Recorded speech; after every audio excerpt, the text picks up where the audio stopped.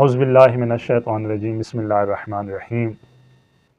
ایک دن کسی نے مولا کائنات حضرت علی ابن ابی طالب علیہ السلام کو دیکھا کہ آپ کے جسم اقدس پر ایک پیوند شدہ لباس تھا، تو اس نے سوال کیا کہ مولا آپ نے یہ کپڑے کیوں پہنے ہوئے ہیں، پھٹے ہوئے کپڑے کیوں پہنے ہوئے ہیں؟ تو مولا نے فرمایا کہ سادہ کپڑا پہننا یا پھٹا ہوا لباس، پیوند شدہ لباس پہننا، اس سے دل متواضع ہوتا ہے اور انسان کی خواہشات نفسانی رام ہوتی ہیں، بے لگام نہیں ہوتی۔ مولا فرماتے ہیں دنیا و آخرت دو ناسازگار دشمن ہیں۔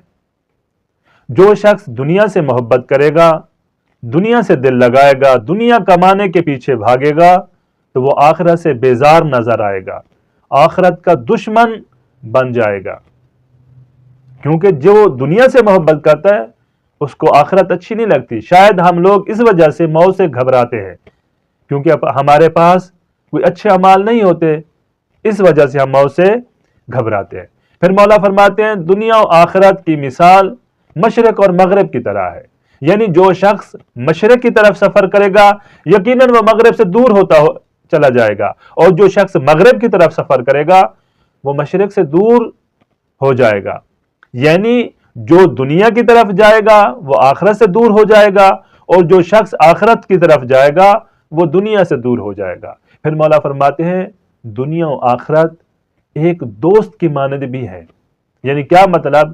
یعنی اگر کوئی انسان دنیا اور آخرت کو ساتھ لے کر چلنا چاہے تو بھی چل سکتا ہے۔ دنیا میں اتنا کمائے، حلال کمائے جتنا اس کو ضرورت ہے، اور آخرت کے لیے اتنا بھیجے جتنا اس کو وہاں ضرورت ہے، تو انسان کر سکتا ہے۔ ایسا نہیں ہے کہ انسان بالکل دنیا میں آخرت کے لیے کچھ نہیں کر سکتا، بلکہ اسی دنیا میں انسان آخرت کے لیے بھی کر سکتا ہے اور دنیا کے لیے بھی کر سکتا ہے۔ والسلام علیکم ورحمۃ اللہ وبرکاتہ۔